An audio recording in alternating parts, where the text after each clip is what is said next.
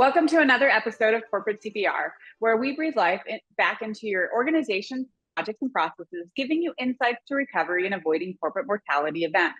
Today, we'll be talking about how a lack of resilience might kill your company, and joining us to contribute to the conversation is Russell Harvey. Welcome, Russell. Hi there, Jana. Thanks so much for having me on. It's a real pleasure to be here. Yeah, glad to have you. Can you share about your background? Yes, absolutely. So here and now, I'm almost 9 years as the resilience coach. It's very important, Jana, not just any old resilience coach, the resilience coach. And the English language is brilliant.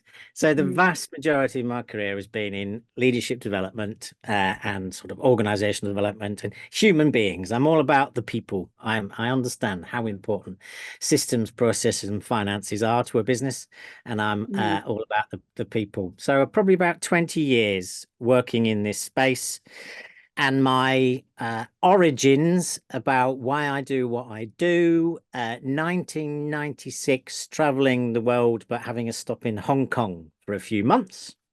And I was teaching English to local Hong Kong people from off the street, and some magic was happening in the room. I didn't quite know what it was. I thought, you know what, this is wonderful what's happening here. I don't know what it is, but I think I want to do it for a living. And then from there, it transpired people learning, people having realization moments, people having light bulb moments was the thing. So then it was like, when I came back to the UK, how do I find this for a living? And that formulated my career. So been in the corporate world, and I've been independent for 9 years now as the resilience coach. Oh, that's awesome. Well, let's talk a little bit about resilience then. And I always like to start simplistic and what's the definition? What do you define resilience as? So how I define resilience is springing forward with learning. That's what I like everybody that's listening now to really sort of encapsulate that and remember that. Springing forward with learning. Because resilience is about the human condition. There's so many aspects to how you can build your resilience. But if you can just, really think about, actually, it's less about bouncing back. That's a term that's used all the time. And I know I'm doing a play on words, but the risk is that most of the time people don't know they're resilient until they have to face into a challenge, which is unfortunate. So don't wait. My advice to everybody, my suggestion is, let's be working now proactively on your resilience. And so to be able to spring forward learning from all of life's events, whether good or not so good, you need to pause. You need to re-energize, and you need to recuperate yourself, and you need to reflect, which is where your learnings are, about actually what have you been doing recently that's worked well for you, and what have you been doing recently that hasn't worked well for you. So it is intentional, practice, a behavioral intent to go, I am going to reflect well. And what I mean by that is, allegedly, we have about 50,000 thoughts a day, and over half of those are negative. And we have 90% of our thoughts are from yesterday, and over half of those will be negative.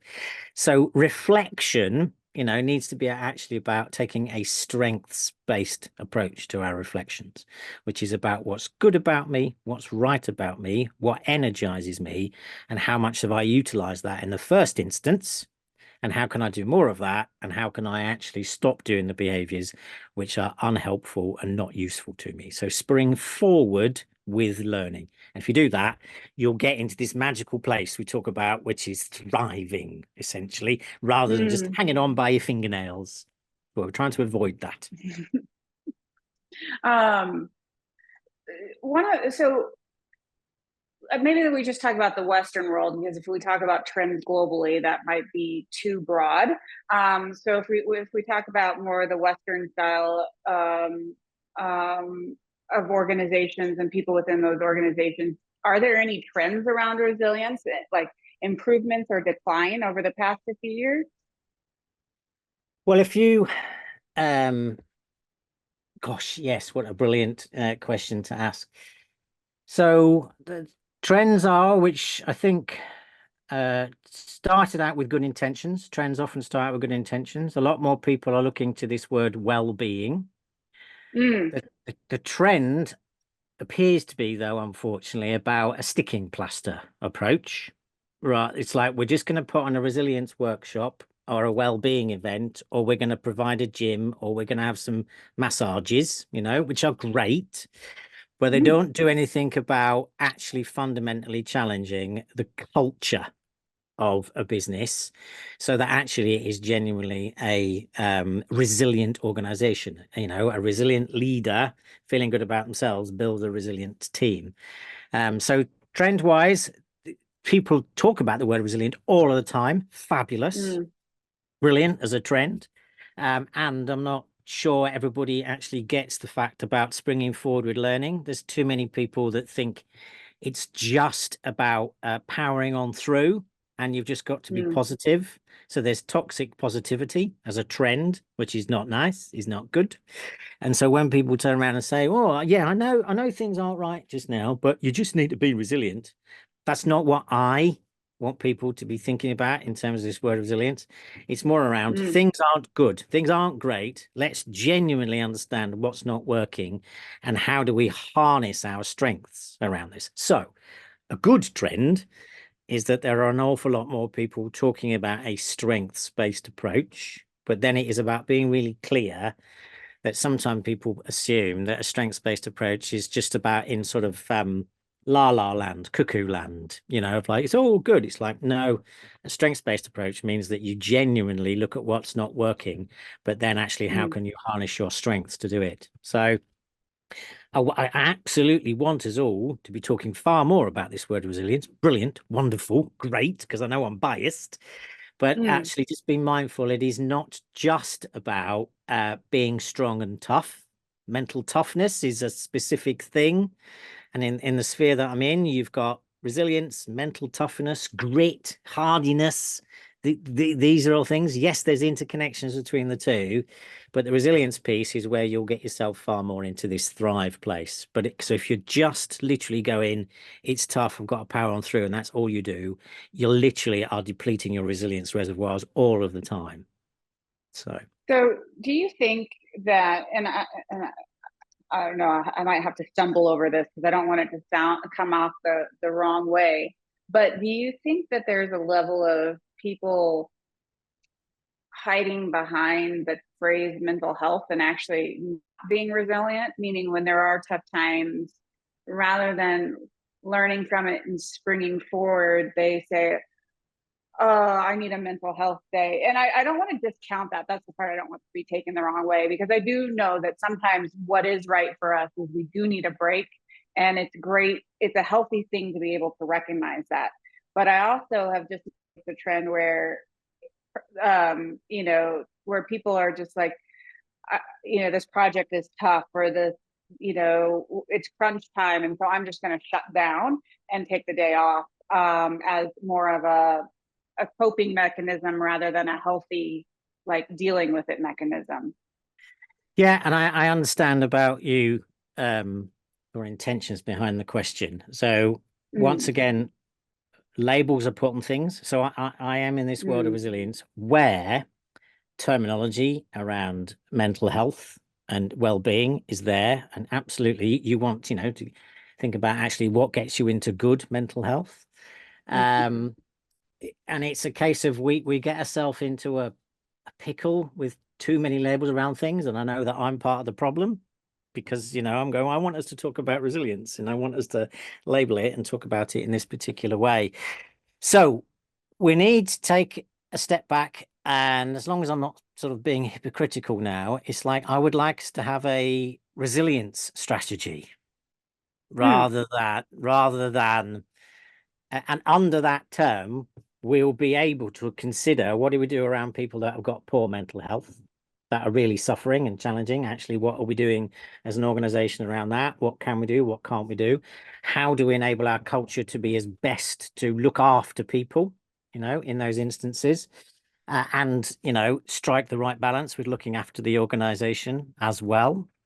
Um, we it's a debate that does rage about um, is each generation less resilient than the one that's happening now? There's so much research that's done around, or are some people today being too soft It's like, yeah, this project was a bit too tough, so I need to go and have some sort of downtime, or I need to take a mental health day. And I'm not sure if that's the right sort of label around that.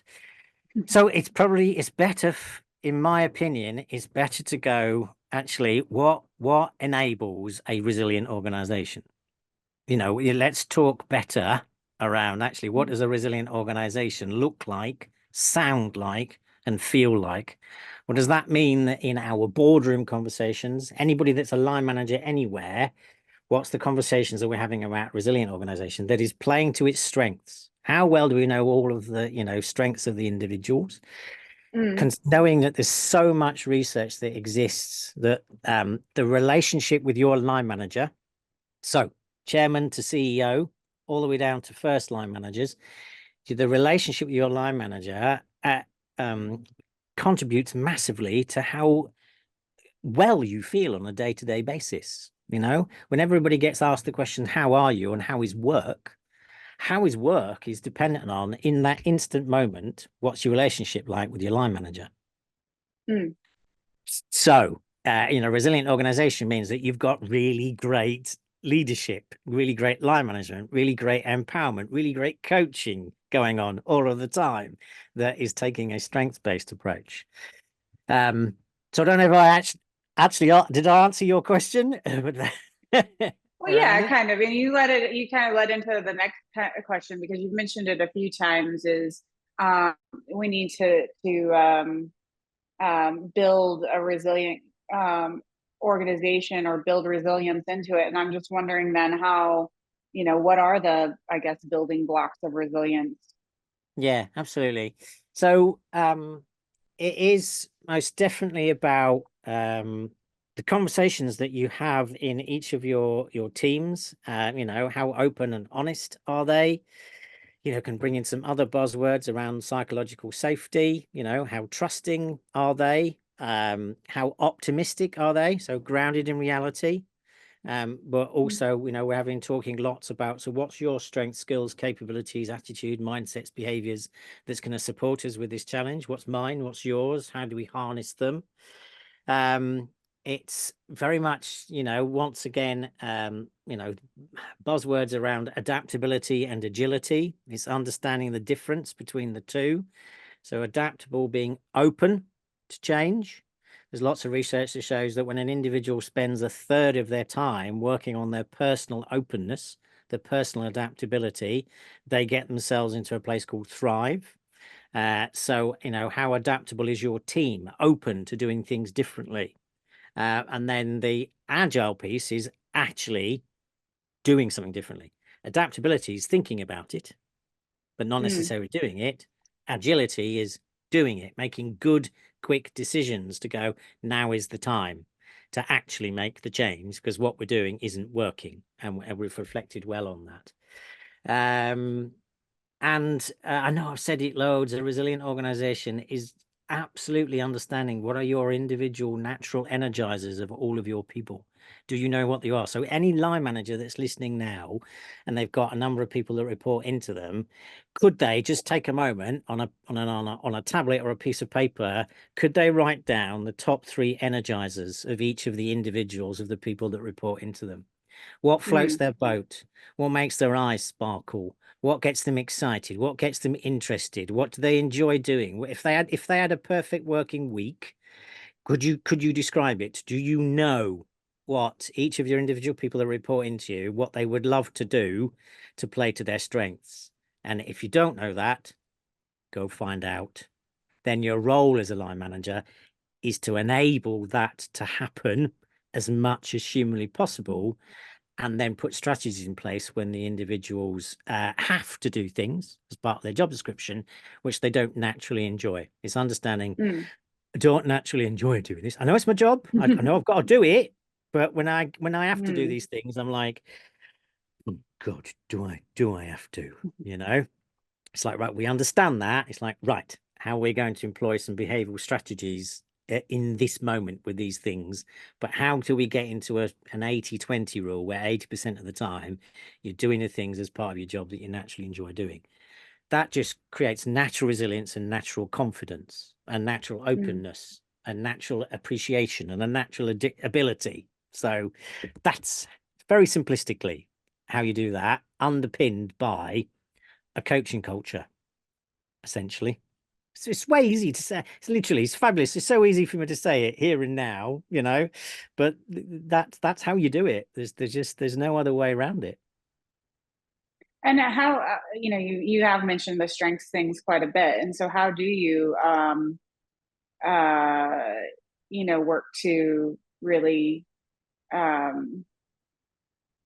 understand people's strengths and leverage those? Yeah, absolutely.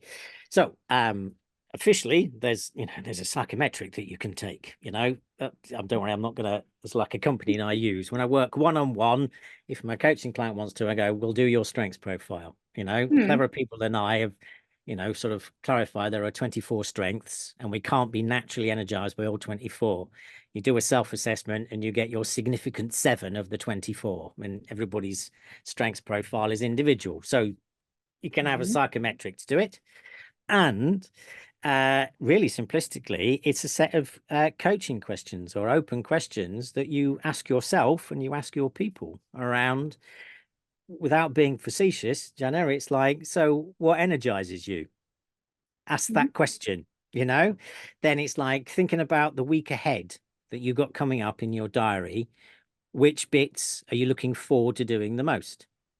And then exploring how come you're interested in those. What is it that you're going to be able to do in this place, in this meeting, or this conversation, or this project, or this idea? How come you're looking at that and going, oh, yeah, I can't wait till Tuesday afternoon because I'm going to be doing dot, dot, dot. And then Mm. conversely, which bits of the week, have you got coming up where you're like, you're like, meh, feeling a bit meh about them, and explore what's the case. And you can also look backwards and sort of go, actually, last week or last month, where were you feeling as though you were in flow? You were feeling highly confident. You were feeling as though, any challenge that came along, you would find a way to sort of face into it. So Mm. it's just conversations with your people. So if as a line manager, you're not having those conversations with your people, you've got a massive opportunity to go do so. Do you think people feel uncomfortable having those conversations, or that it's inefficient in sometimes we have a difficult time looking at the long run, right? We're so focused on the short run. I don't know. How do you find that people respond to that? So the irony here is about whether they find these conversations easy, difficult, energizing or not, depends on their natural strengths. Mm. Okay. So you can harness your strengths in this situation. So as you may be able to tell because of the line of work I'm in, a lot of my strengths are in the relational aspect, empathy, Mm. compassion, engaging with others, discovering more about other people. Hmm. So I'm curious about actually asking questions. So I'm naturally energized by doing that. Not everybody is. So I will find it easier. Okay. Others can harness different aspects of their strengths profile to be able to go and then do, sit down and have a conversation with somebody. Hmm. If people are in roles where the idea of ever talking to another human being is challenging, well, you know, um, fingers crossed they're in a particular role that plays to their strengths, and is line management of people, you know. Um, the right place for them to be. So some people will be absolutely naturally energized by it, and some people go, do you know what? I've got to work at this. But then you've got to Mm. think about the benefits. So people listening now, it's like, what's the benefits of you finding out more about what your people enjoy doing? And what's the benefits of them feeling more confident and happier day to day? How will your life Hmm. as a line manager be better when your people are more enthused about being in the workplace? You know, I think they know the answers that people are listening now. You'll have fewer problems and fewer challenges. You'll have more people coming to you with ideas, essentially, about Hmm. how to do things rather than problems. There'll be, empowerment will be going on. There'll be enthusiasm will be happening or will be taking place. And who doesn't want that as a line manager, essentially? So yeah, if you've got to put some extra effort into it, you've got to think about actually what will be the benefits to you personally in your role as a line manager for finding out more about people's strengths. And then fingers crossed, that'll give you enough information for you to go, right, I'm going to go do this, essentially. Um, what does an organization then look like, I guess, if they do put a focus on resilience? What's the ROI, or maybe even unintended outcomes? Yeah. So some of the things that I have, mentioned already. So, organizations will be doing their staff surveys.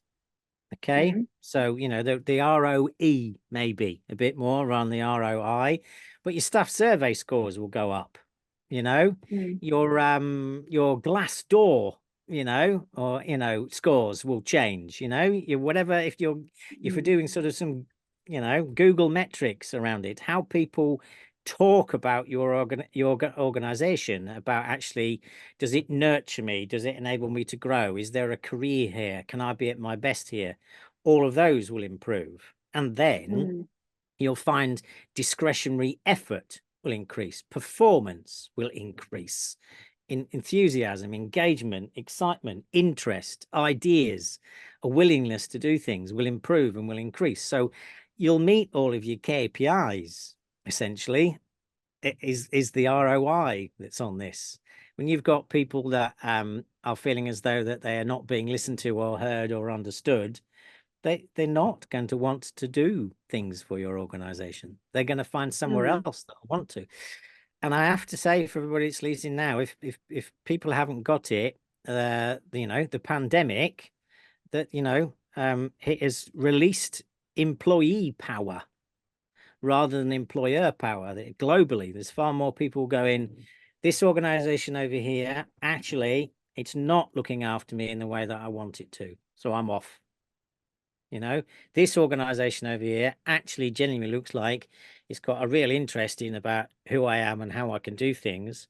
And when it's struggling and it's difficult, we find a way through that actually enables me to come out the other side, a better person and feeling better for it. I'm springing forward with learning all of the time. So I'm going to go work there.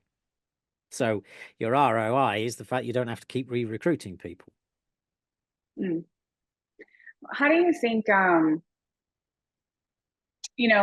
guess that ability to learn, you said spring forward, is really dependent on, I mean, obviously leaders can understand strengths, leaders can help try to give work that more aligns with strengths, which creates, a positive feeling. But in the end, it's really on the employees. So are there things leaders should be doing to that can help give the employee tools to respond appropriately in tough times, or stressful times, or whatever they encounter? Well, so there's probably a few things here. So um, the line manager themselves need to be considering about actually how they are building their own personal resilience themselves, Mm, and so that they can share stories and anecdotes about what they have been doing to get themselves into a much better place personally. So they can give examples to their people around that the people can pick and choose to do. And so there are, a number of aspects. There's 7 aspects to sort of how you build your resilience. So mm, tiny bit of self, not promotion, but you'll ask me later on about how do people get in touch with you. So on my website, there's the mm, resilience wheel, got 7 bits to it. So the mm, heart of your resilience is your attitude. Okay, that's at the heart of resilience. And then you've got having a purpose, considering how you continue to build your confidence, this word adaptability, your overall support network. There's the meaning and the intel storytelling that we do, and this word energy, which is heavily linked to a strengths-based approach. So all 7 of these aspects are interlinked. So you can work upon your resilience by getting your resilience wheel into a great place. Okay. And that's all on my website. It's just there for free. And there's a podcast episode on every single one of those that's on the homepage, So leaders can do that, share their learnings with their individuals, and also say to their individuals, I went on this website, there's this bloke called Russell Scott podcast, listen to it, and they can work up on their resilience wheel, and then they can chat about it, essentially. So there's hundreds of tips and strategies that are on there.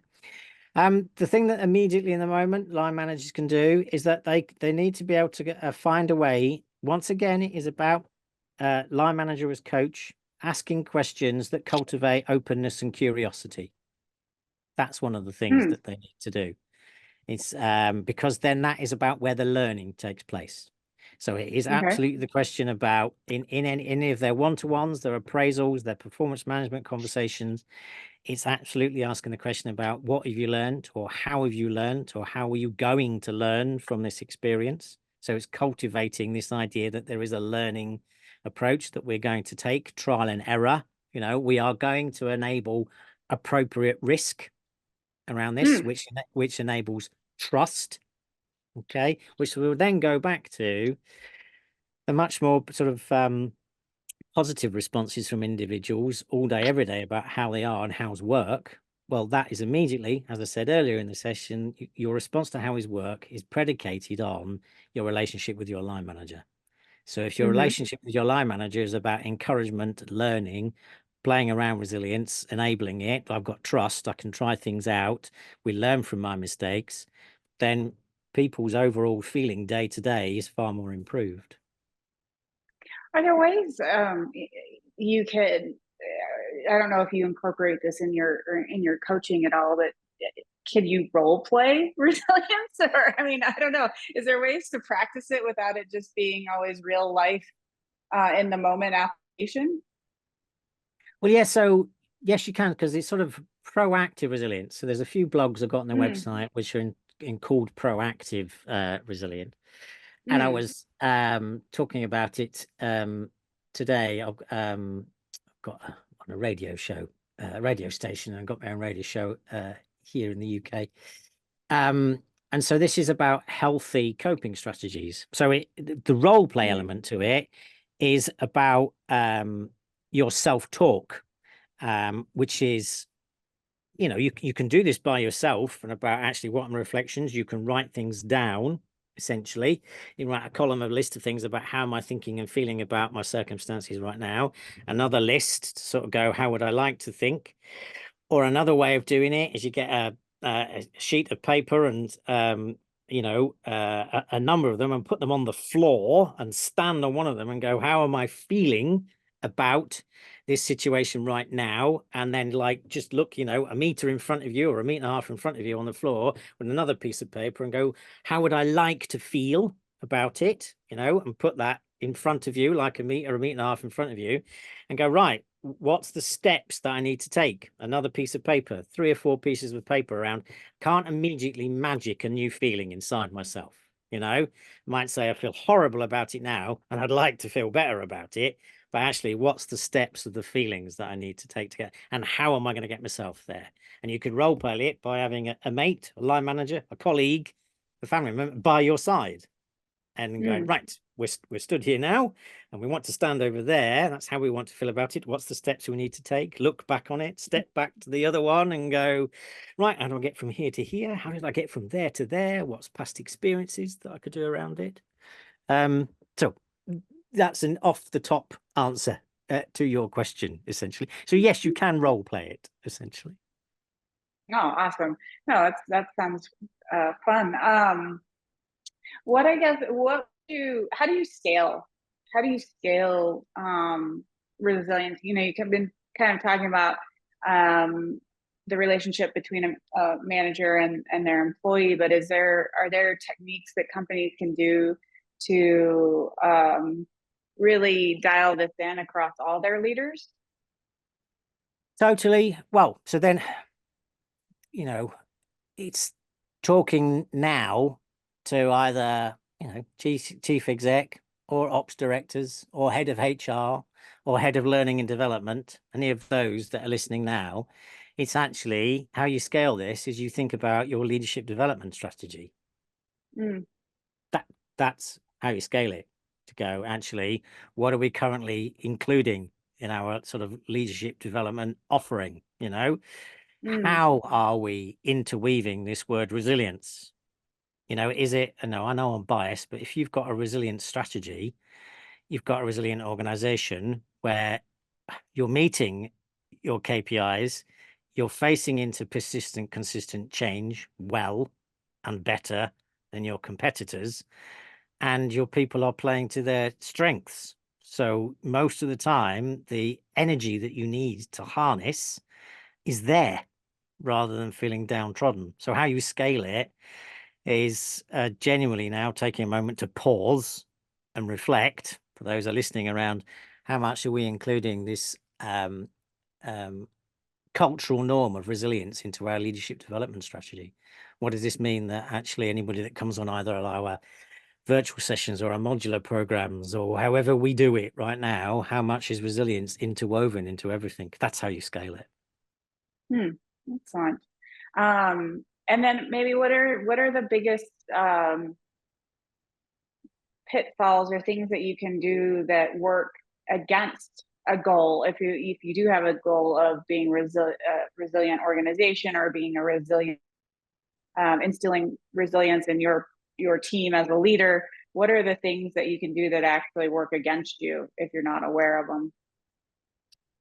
Well, this is probably a bit more of the sort of human psyche. It's probably, your the self-sabotage, because this is Mm, about a behavior change.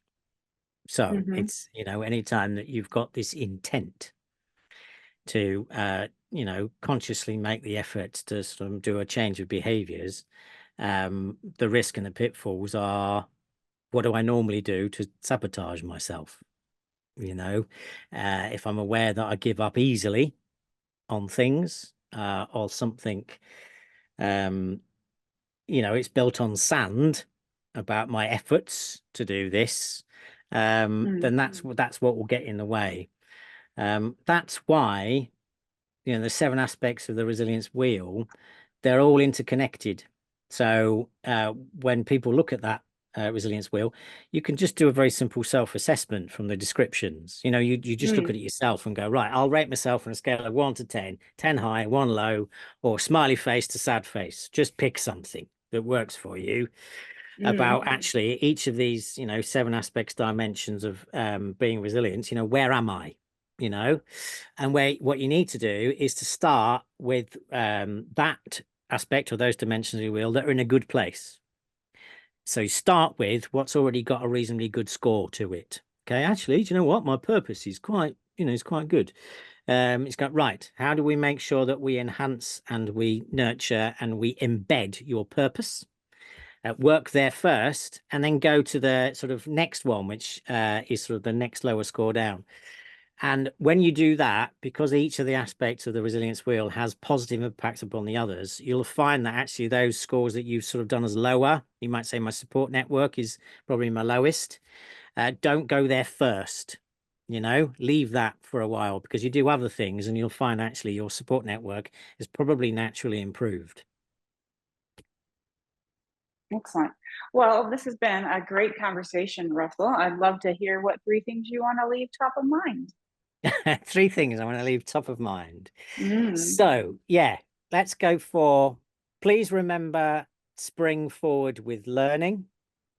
mm, Please remember a strengths-based approach about what naturally energizes everybody. And as a line manager, we can get confused about, what am I here to do? What am I supposed to be doing here as a line manager?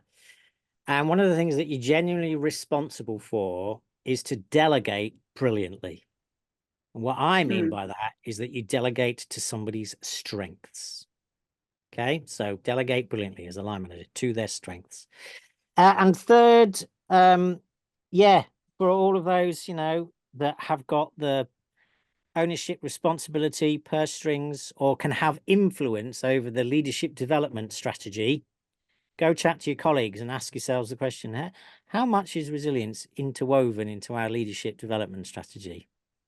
Go ask that question. Go have that conversation. Those would be my 3 things for now. Excellent. And how can people get in contact with you or learn more about what you do? Thank you so much. So yes, so the website is allthews.theresiliencecoach.co.uk. So that's the website, and there's a podcast on the home page, how to build your resilience. Series 2 is about to launch of how to build a resilient organization is on there. And there's loads of blogs on there, and I'm part of a radio station called Yowah, which is YOWAH, so yowahradio.co.uk. And it is literally a 24/7 online radio station, and Yowah stands for Your Only Wellbeing and Happiness radio station. And every week on there is Russell's Resilience radio show with loads of music and loads of resilience tips, so you can listen to that. And I'm on LinkedIn, so the Resilience Coach and Russell Harvey on LinkedIn. Just Excellent. reach out, get in touch, say hello, and we'll have a virtual coffee, and just go from there, essentially. Oh, thank you so much for being a guest on our show and sharing your experiences. My absolute pleasure. Jana, thank you so much for asking me. And just Yeah. whatever everybody's doing less that's listening, just please have a good day is all I hope for you. Absolutely. And to our audience, until next time, keep your organizations healthy.